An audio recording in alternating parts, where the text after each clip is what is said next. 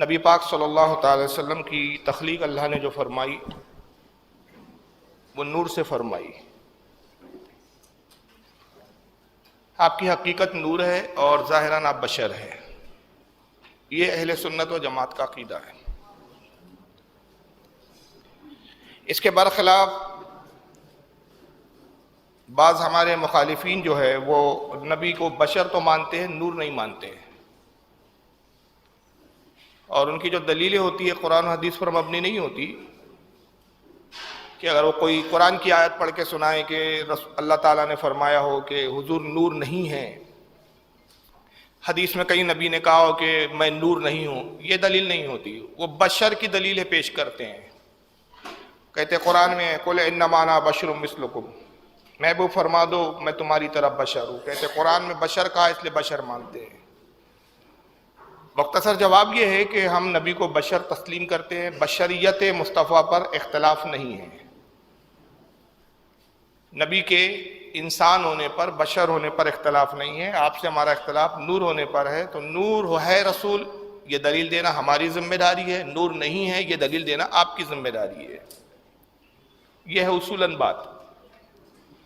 لیکن ابھی آج کا موضوع میرا کوئی ان کا رد نہیں ہے، لیکن یہ تھوڑا سا ایک علمی گفتگو اور ایک علمی بات میں نے آپ کے سامنے رکھ دی، تاکہ جب بھی کسی سے بحث و مباحثہ اگر ہو جائے کسی کا اور ہمارا فریق مخالف کہے کہ بھائی حضور بشر ہے قرآن میں موجود ہے، تو آپ جواب میں کہیے کہ بشر ہونے کا ہم نے انکار ہی کب کیا ہے؟ اعلیٰ حضرت فاضل بریلوی فتح رضویہ فرماتے ہیں کہ جو نبی کی بشریت کا انکار کرے وہ کافر ہے، اس لیے کہ بشر ہونا قرآن سے ثابت ہے اور نور ہونا بھی قرآن سے ثابت ہے۔ قد جاءکم من اللہ نور، اللہ فرماتے تحقیق اے لوگو ہم نے تمہاری طرف اللہ کی طرف سے ایک نور بھیجا، یا ایک نور آیا، جاءکم بھیجا ہم نے تمہاری طرف، یا آیا۔ تو حضور کو نور بھی فرمایا، بشر بھی فرمایا۔ اب دو حیثیتیں متضاد باتیں ہو گئی، تضاد ہو گیا کہ جو نور ہے وہ بشر نہیں ہو سکتا، جو بشر ہے وہ نور نہیں ہو سکتا۔ تو جواب یہ ہے کہ حقیقت حضور کی نور ہے، ظاہراً آپ بشر ہیں۔ جیسے ہماری حقیقت مٹی ہے، انسان کی حقیقت پانی ہے، مگر ایک انسان چلتا پھرتا ہے تو آپ اس کو یہ نہیں کہتے یہ مٹی کا پتلا جا رہا ہے، کہتے ہیں انسان جا رہا ہے، لیکن ہماری حقیقت کیا ہے؟ مٹی ہے۔ تو اسی طرح رسول اللہ کی حقیقت نور ہے، مگر جب دنیا میں آئے انسانوں کی رہبری کے لیے، ہدایت کے لیے، تو بشر بن کر آئے۔ تو یہی وجہ ہے کہ علماء کرام فرماتے ہیں کہ چونکہ حضور نور تھے تو سرکار کا سایہ نہیں تھا۔ سرکار جب روشنی میں تشریف لاتے، چاہے سورج کی روشنی ہو، چاند کی روشنی ہو، یا کسی بھی طرح کی روشنی ہو، چراغ کی روشنی ہو، تو حضور کا سایہ نظر نہیں آتا تھا۔ سایہ اس لیے نظر نہیں آتا تھا کہ نور کا سایہ نہیں ہوتا۔ یہ لائٹ جل رہی ہے، یہ ہالیجن روشن ہے، ہالیجن کے سامنے جو آئیں گا اس کا سایہ تو نظر آئے گا، لیکن ہالیجن کا خود اپنا سایہ نظر نہیں آئے گا آپ کو۔ سورج کی روشنی کے سامنے جو بھی شخص کھڑا ہوگا اس کا سایہ تو بنے گا، لیکن سورج کا سایہ آپ تلاش کرتے رہ جائیے، زندگیاں ختم ہو جائیں گی، سورج کا سایہ نہیں ملے گا، نور کا سایہ نہیں ہوتا۔ تو چونکہ سرکار نور تھے اس لیے آپ کا سایہ نہیں تھا۔ حضرت ذکوان سے روایت ہے، ان ذکوان رضی اللہ تعالیٰ عنہ ان رسول اللہ صلی اللہ علیہ وسلم لم یکن یرا لہ ظل فی شمس ولا قمر۔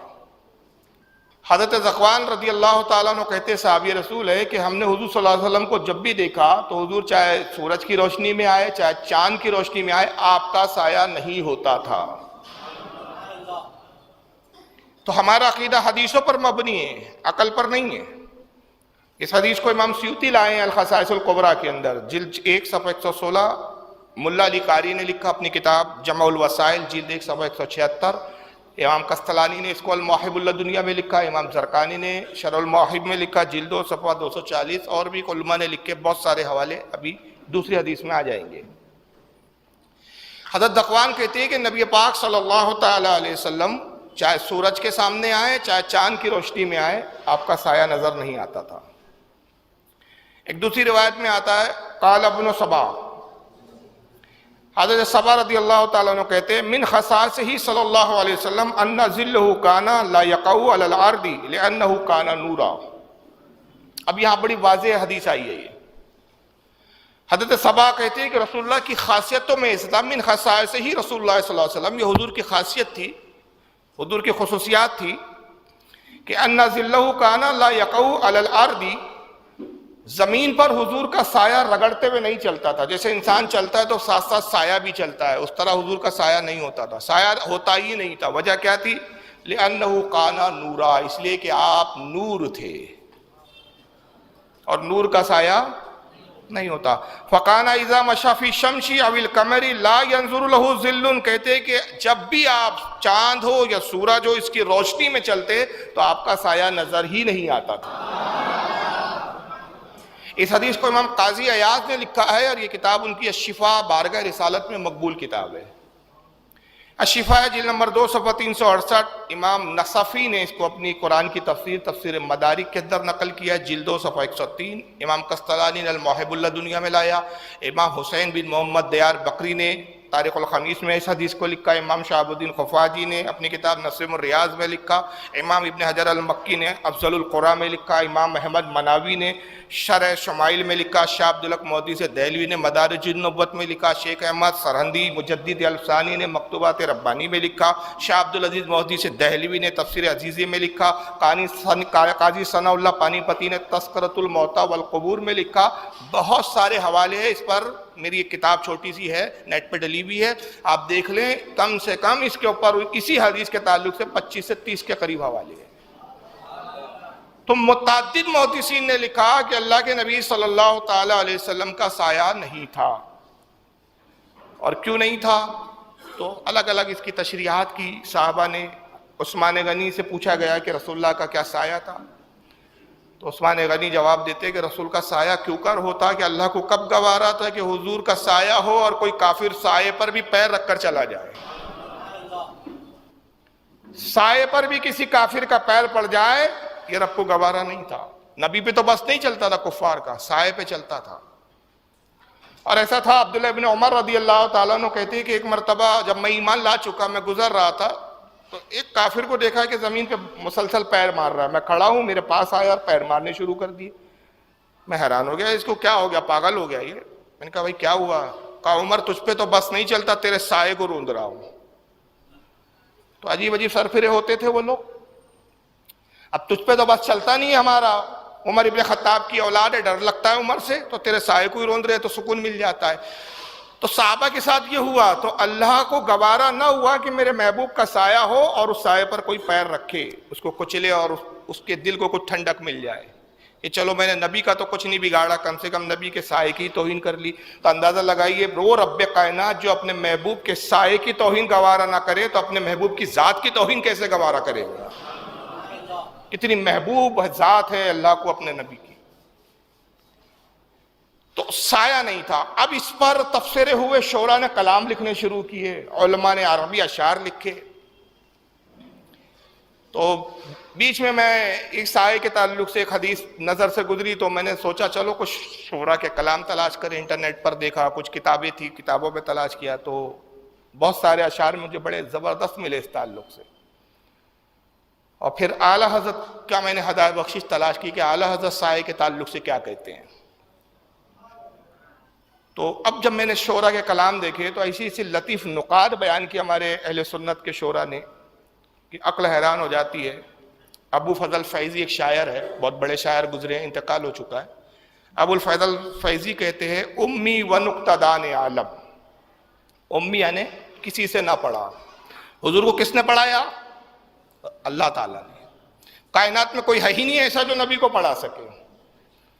ابو الفضل فیضی کہتے ہیں امی، خود تو امی ہے، وہ نقطہ دان عالم، مگر یہ ہے کہ پوری دنیا کے لوگوں کو خود ایسے نقطے پڑھا کے چلے گئے کہ لوگ اور دنیا حیران ہے۔ ان نقطوں کو جب کھول رہی ہے تو علم کے سمندر نکل رہے ہیں، ایک نقطے میں علم کے انبار لگے ہوئے۔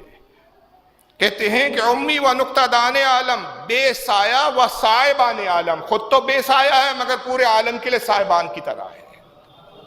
ابو الفضل فیضی کا یہ کہنا ہے۔ احمد ندیم قاسمی ایک شاعر گزرے ہیں، یہ کہتے ہیں لوگ کہتے ہیں سایہ تیرے پیکر کا نہ تھا، لوگ کہتے ہیں سایہ تیرے پیکر کا نہ تھا، میں تو کہتا ہوں جہاں بھر میں ہے سایہ تیرا۔ شبیر شاہد کر کے ایک شاعر ہے، وہ کہتا ہے شام و سحر کے درمیان ہر سمت ہے جلوہ تیرا. جب صبح نمودار ہوتی ہے اس کو سحر کہتے ہیں، شام کا لفظ تو آپ سمجھتے ہیں. تو شاعر کہتا ہے کہ شام و سحر کے درمیان ہر سمت ہے جلوہ تیرا، مہتاب بھی پرتو تیرا، خورشید بھی ہے سایہ تیرا. بہت گہری بات بولی ہے. اردو کے شعر اگر آپ سمجھے تو اس کی اہمیت کو سمجھیں گے آپ کہ شبیر شاہد یہ شاعر کہہ رہا ہے کہ جب سورج طلوع ہوتا ہے اور غروب ہوتا ہے تو یہ درمیان میں دنیا میں روشنی ہوتی ہے. تو یہ جو ہر سمت جو نور بکھیر رہا ہے نا، یہ سورج اور چاند، مہتاب کہتے ہیں چاند کو، خورشید کہتے ہیں سورج کو. تو یہ مہتاب اور خورشید جو یہ نور بکھیر رہا ہے نا، یہ آپ ہی کے نور کا جلوہ ہے. آپ ہی کے نور سے خیرات لیا ہے انہوں نے.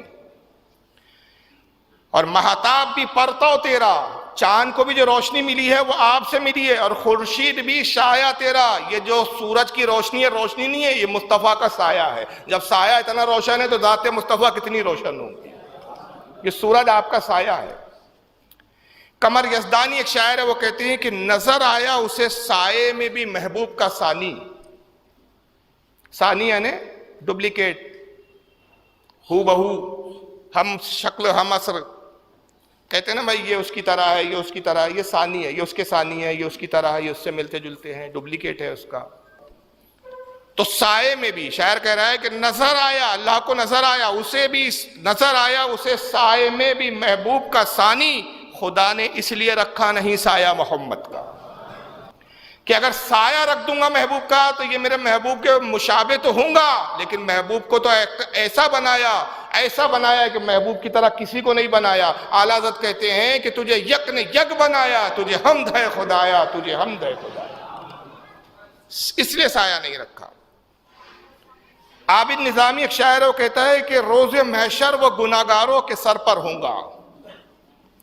روز محشر وہ گناہگاروں کے سر پر ہوں گا، پیکر نور اس لیے نہ تھا سایہ تیرا.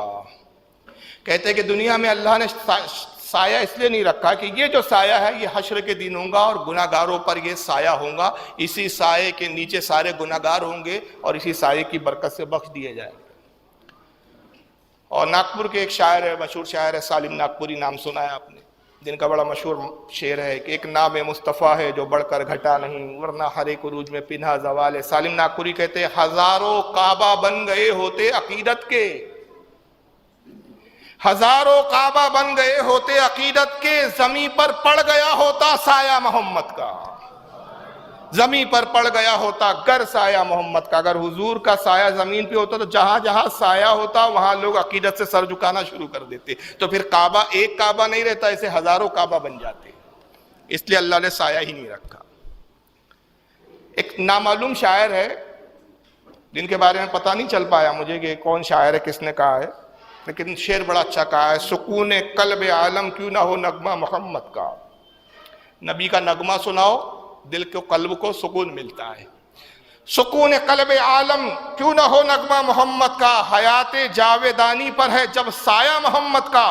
یوں ہی تا حشر ترسیں گی مگر ہرگز نہ پائیں گی، یوں ہی تا حشر ترسیں گی مگر ہرگز نہ پائیں گی. زمین تیرے مقدر میں کہاں سایہ محمد کا. اگر کافر پر پڑ جاتا تو وہ بھی جنتی ہوتا، اگر کافر پر پڑ جاتا تو وہ بھی جنتی ہوتا. خدا نے اس لیے رکھا نہیں سایہ محمد کا. کتنا تصور دیکھے شاعروں کا. اور ایسے شعر سنیوں کے ہی بس کی بات ہے، وہابیوں کو توفیق نہیں ہے ایسی بھائی. اور ہمارے ناگپور کی ایک عظیم شخصیت فنا فی التاج، تاج الاولیاء کے عشق میں جو فنا ہو چکے تھے، حضرت بابا سرور شاہ تاجی. بابا سرور شاہ تاجی کیا کہتے ہیں، جو پوچھا کہ ساتھ کیوں نہ آیا تو حسن بول اٹھا. میں نے حضور کے حسن سے پوچھا ساتھ کیوں نہیں آیا، کون سا سایہ. ہر حسن کے ساتھ، ہر حسین کے ساتھ، ہر شخصیت کے ساتھ، ہر ذات کے ساتھ سایہ ہوتا ہے. میں نے نبی کے حسن سے پوچھا، بابا سرور کہتے ہیں کہ وہ جو پوچھا کہ ساتھ کیوں نہ آیا تو حسن بول اٹھا. برائے دید خدا نے رکھ لیا سایہ محمد کا. محبوب کو کچھ وقت کے لیے دنیا میں بھیج رہا ہوں تو یہ جدائی بھی پسند نہیں، تو محبوب کو بھیج دیا، محبوب کا سایہ دیدار کے لیے اپنے پاس رکھ دیا. کہ اتنی بھی دیری گوارا نہیں، جب پیدا کیا تو اپنے قرب خاص میں رکھا، اب 63 سالہ ظاہری عرصے کے لیے دنیا میں بھیجنا ہے، تو 63 سال کی بھی جدائی برداشت نہیں، تو جو پوچھا کہ ساتھ کیوں نہ آیا، تو حسن بول اٹھا، برائے دیر خدا نے رکھ لیا سایہ محمد کا۔ اور بھی شاعر ہیں جنہوں نے اس پر بڑے اچھے اچھے کلام کہے، مگر جب اعلیٰ حضرت کی بارگاہ میں ہم پہنچے کہ حضور اس بارے میں آپ کا کیا کہنا ہے، تو 4 رسالے لکھے اعلیٰ حضرت نے حضور کے سائے نہ ہونے پر، حضور کے نور ہونے پر، 4 رسالے۔ ایک کا نام ہے صلاۃ الصفا فی نور المصطفیٰ، دوسرا رسالہ لکھا قمر التمام فی نفی الذل عن سید الانام، تیسرا رسالہ لکھا اعلیٰ حضرت نے نفی الفی امن استنار بنورہ کل شیء، چوتھا رسالہ لکھا اعلیٰ حضرت نے عود الحیران فی نفی اللفی عن سید الاقوان۔ اب جب رسالہ لکھنے بیٹھے سوال ہوا ہے اعلیٰ حضرت سے کہ حضور نبی کا سایہ تھا یا نہیں تھا، حضور نور تھے کہ بشر تھے، حقیقت کیا تھی، تو ایک رسالہ نہیں، 2 رسالہ نہیں، محبت عشق میں تحقیق کے دائرے میں محقق کی حیثیت سے 4 کتابیں لکھ ڈالی، مگر 2 حیثیتیں اعلیٰ حضرت کی، ایک ہے محقق، جب عالم کی علمیت کی جلوہ گری ہوتی ہے تو پھر تحقیق کے دریا بہا دیتے ہیں، پھر دلیل کے ذریعہ بہا دیتے ہیں، مگر جب رنگ تصوف غالب آتا ہے، جب صوفیت غالب آ جاتی ہے، سوچنے کا ڈھنگ بدل جاتا ہے حالات کا، محقق کی حیثیت سے جب قلم اٹھائیں تو عالم یہ ہے کہ تحقیق کے ایسے دریا کہ دلائل کے انبار لگا دے، مگر جب صوفیت کا رنگ غالب آتا ہے، جب ایک صوفیت کی طرح صوفی کی طرح جلوہ گر ہوتے ہیں، اب کیفیت بدل جاتی ہے، اور پھر ایسی کیفیت بدلتی ہے کہ جذب و عشق و محبت میں کہتی ہے 4 رسالے تو میں نے اس پر لکھے کہ حضور کا سایہ نہیں تھا، لیکن اب تصوف کا رنگ ہے، اب محققانہ انداز نہیں ہے، اب عالمانہ انداز نہیں ہے، بحیثیت صوفی کہہ رہا ہوں، تو کہتے ہیں کہ نہیں، میں تو نبی کا سایہ مانتا ہوں، میں نبی کے سایہ کو تسلیم کرتا ہوں کہ میرے آقا کا سایہ تھا اور دنیا میں ہی تھا، سب کہہ رہے ہیں دنیا میں نہیں ہے، دید کے لیے رکھ لیا، کسی نے کہا اپنے پاس رکھ لیا، کسی نے کہا حشر کے دن ہوں گا، سب اپنے اپنے تصورات میں گم ہیں، مگر میرا امام کہتا ہے نہیں، نبی کا سایہ تھا۔ کہا حضور 4 رسالے کیوں لکھے؟ کہا وہ تو تحقیق کی بات ہے، وہ تو محققانہ انداز ہے، اب ذرا میری صوفیت کو بھی تو ملاحظہ کرو، میرے عشق اہل بیت کو بھی دیکھو، تو میں بتاؤں گا تمہیں کہ سایہ کیا تھا۔ تو اعلیٰ حضرت کہتے معدوم نہ تھا سایہ شاہ ثقلین، معدوم یعنی چھپا ہوا، غائب نہیں تھا، شاہ ثقلین یعنی 2 جہاں کے آقا محمد صلی اللہ علیہ وسلم، حضور کا لقب ہے شاہ ثقلین، یعنی جنات اور انسان کے آپ بادشاہ سلطان، کہتے ہیں کہ معدوم نہ تھا سایہ شاہ ثقلین، اس نور کی جلوہ گاتی ذات حسنین، تمثیل نے اس سائے کے 2 حصے کیے، ایک سے بنے حسن، ایک سے بنے حسین۔ کیا تصور ہے، معدوم نہ تھا، چھپا ہوا نہیں تھا مصطفیٰ کا سایہ۔ تم کیا سوچ رہے ہو دکھتا نہیں تھا، نظر نہیں آتا تھا؟ ارے میں نے عشق کی آنکھوں سے دیکھا تو مجھے محمد کا سایہ نظر آیا صلی اللہ علیہ وسلم۔ تو اب میں کہتا ہوں معدوم نہ تھا، چھپا ہوا نہ تھا سایہ شاہ ثقلین، اس نور کی جلوہ گاہ تھی جو نور مصطفیٰ تھا، اس کے ظاہر اس نور کو کیسے دیکھے، اس نور کو دیکھنے کی جو تاب ہی نہیں تھی، اس نور کو دیکھنے کے لیے آنکھیں تو اس طرح روشن تھی ہی نہیں، نہ اتنی آنکھوں میں صلاحیت ہے، نہ اتنی بینائی ہے، نہ اتنی قوت ہے، تو مصطفیٰ کے نور کو کیسے دیکھے؟ تو کہتے اس نور کی جلوہ گاہ تھی ذات حسنین، جو نبی کے نور کو دیکھنا چاہتا وہ حسن و حسین کو دیکھتا، اس پرتو سے دیکھتا، اس ذریعے سے دیکھتا، تو مصطفیٰ کے نور سے کچھ فیض مل جاتا۔ تمثیل نے مثال کے طور مثال دے رہے کہ تمثیل نے اس سائے کے جو ذات حسنین کے نام سے آپ کا نور کی جلوہ گاہ تھی اور حضور کا جو سایہ نہیں تھا، تو میں نے جب غور کیا تو تمثیل نے اس سائے کے 2 حصے کیے، ایک سے بنے حسن، دوسرے سے بنے حسین۔ یہ ہے مصطفیٰ کا سایہ۔ اور سایہ کہاں ہوتا ہے؟ روشنی جس کے سامنے ہو تو سایہ پیچھے ہوتا ہے، مصطفیٰ آگے ہے، حسنین پیچھے ہیں۔ اور جیسے جیسے ذات بڑھتی ہے، جیسے جیسے آدمی چلتا ہے، سایہ ساتھ میں چلتا ہے۔ سایہ جسم سے جدا ہوتا ہے ہوتا ہے کیا کوئی مائکا لال اپنا سایہ جدا کر دے اور اپنی ذات الگ کر دے؟ سایہ ادھر ہو اور یہ الگ ہو ہی نہیں سکتا. سایہ جدا نہیں ہوتا. تو مصطفیٰ صلی اللہ علیہ وسلم کا سایہ کون ہے؟ حسنین کریمین، حسن پاک اور حسین پاک. نہ یہ مصطفیٰ سے کبھی جدا ہوئے، نہ یہ رسول سے جدا ہوئے، نہ رسول ان سے جدا ہوئے. اس لیے آقا نے کہا حسین منی وانا من الحسین، میں حسین سے ہوں، حسین مجھ سے ہے.